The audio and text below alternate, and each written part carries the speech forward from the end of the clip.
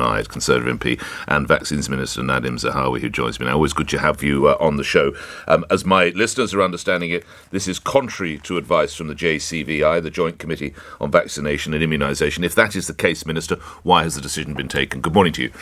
Good morning, Nick. It's really important just to land this point with you and your listeners. So if you recall, the Joint Committee on Vaccination and Immunisation have a very narrow clinical qualification to look at when they did look at the healthy 12 to 15-year-olds. By the way, their advice on vulnerable 12 to 15-year-olds we took on board, and we've been vaccinating the vulnerable 12 to 15-year-olds. But when they looked at healthy 12 to 15-year-olds from data from the US and Israel and other countries who've been vaccinating at scale that age group, they came down on the side that it is marginally more advantageous to get the vaccine than not to get the vaccine, but not enough to recommend a universal vaccination program. They then recommended that we ask the chief medical officers who can look at wider impact on those same children, not on the wider societal impact, but on the 12 to 15-year-olds. And that is what the chief medical officers of England, Wales, Scotland, Northern Ireland did.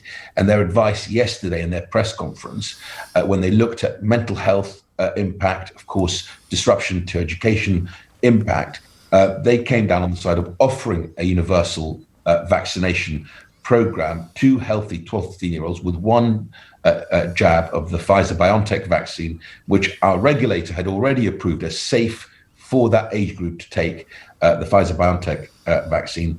That is what we will be proceeding to do through the school-age immunization service. They've been doing this for decades. They are very well equipped to deliver a vaccination program, as they've done with other vaccinations in schools. They will deliver information to parents, to children to take home, a consent form or electronically a consent form, get that parental consent, and then offer the vaccine. But there should be no stigma around this issue at all, which is why throughout the vaccination program, we try to share information, and why we've had such a high level of uptake in the UK. We're at 89% of over 16s who've had one dose and 81% with two doses, which is a pretty remarkable achievement. But Minister, a lot it is, and congratulations to all the teams that have worked tirelessly and ceaselessly to achieve that. You're absolutely right, and a word should be said for them. But a lot of my parents expressed concern that they could have a 12-year-old decide to have the jab, or you could say not have the jab, against parental wishes.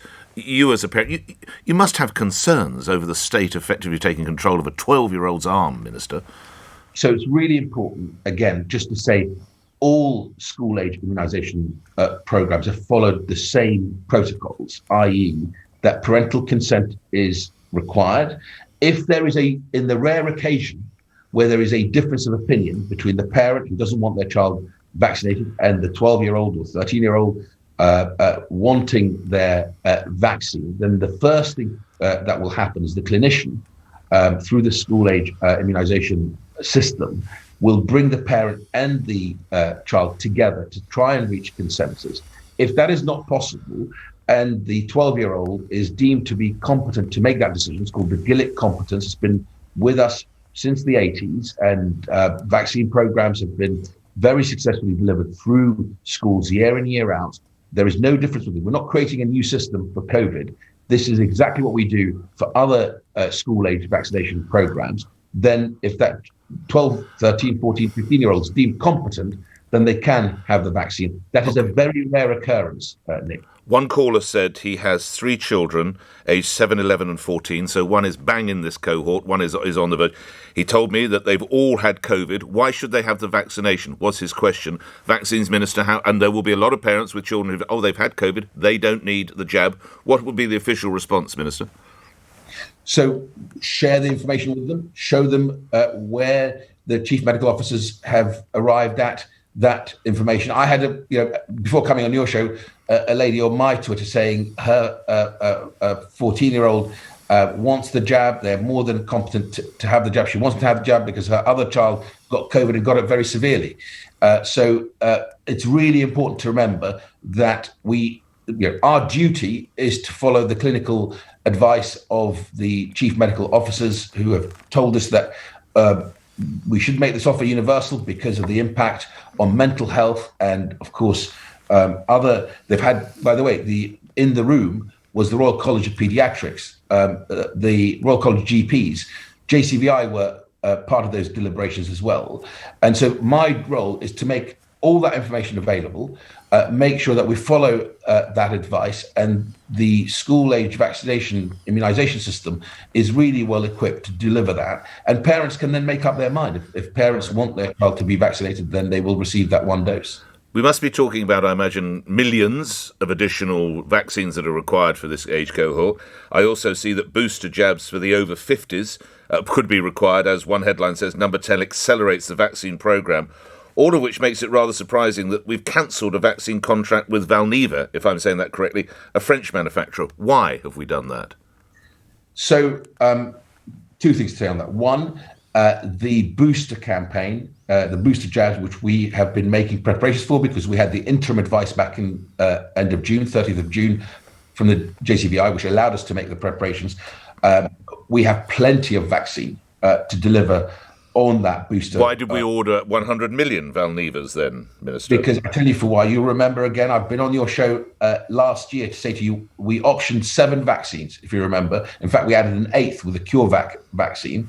I think Kate Bingham and Clive Dix and now Richard Sykes, the chairman of the vaccine, the VTF, the Vaccine Task Force, have done a brilliant job at getting us to a place where the vaccines that we have optioned became successful. Right. Some don't do as well. So the grounds for termination, we didn't need them. Those were the grounds for termination. So the MHRA have not approved the Valneva vaccine yet, and there are commercial sensitivities around this, but we have a right to cancel the Valneva vaccine, and that's what we've informed the company would do. All right. A couple of other matters. You might have heard yesterday the disappointing figures coming out from London Heathrow Airport, 71% slump in passengers. I remind my listeners, of course, you've also served as a business minister. They are urging that we should end all tests for double-jabbed passengers. Surely, Minister, as you wear both hats in a sense here, business and, of course, now vaccines, that makes sense. Mr. Zahawi.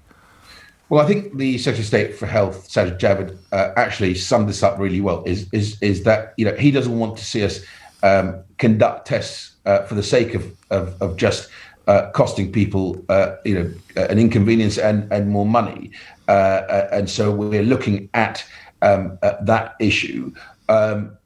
What does that mean, sir? We are looking at that issue. We are looking with a view to this week. If a test is unnecessary, we'll abolish it. We'll get rid of it. Well, are they right? Is Heathrow right to say we don't need them for double-jabbed passengers? Well, as I said, if we don't need a test, then we won't have that test. Other than to say that PCR tests did help us.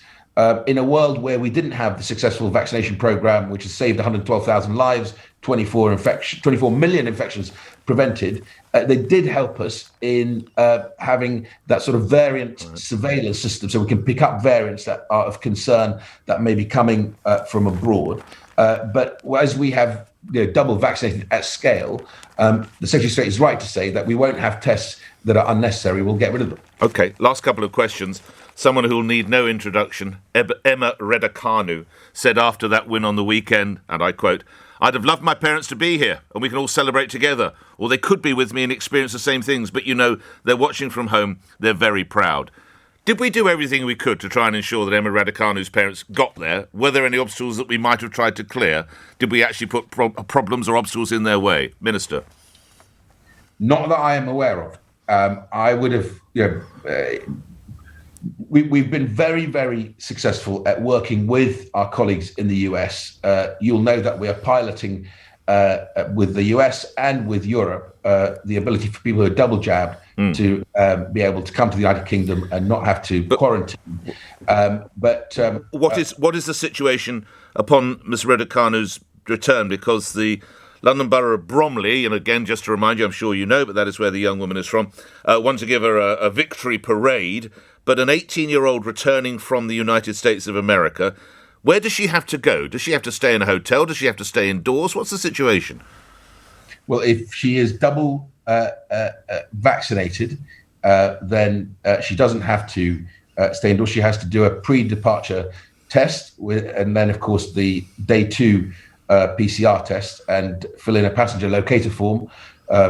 All that stuff is pretty streamlined now, right. And then we can celebrate her extraordinary achievement. But what if she's single? At age 18, my sense is, Minister, she might only have had the one jab, and obviously we don't know, and she might not want to tell us, but if she's 18 with one jab, she's got to stay indoors. She'll have the ability to have the 5-day test and release, which I think is equally important. Look, so you can have 5-day test and release if you've only had the one jab. If you had one jab, of course, you've done a pre-departure test and filled in your passenger locator form, you can still do your 5-day test and release. So we could have her going down Bromley High Street on the weekend. Fingers crossed. I hope so. I'm grateful as ever for your time. Thank you for that. Now,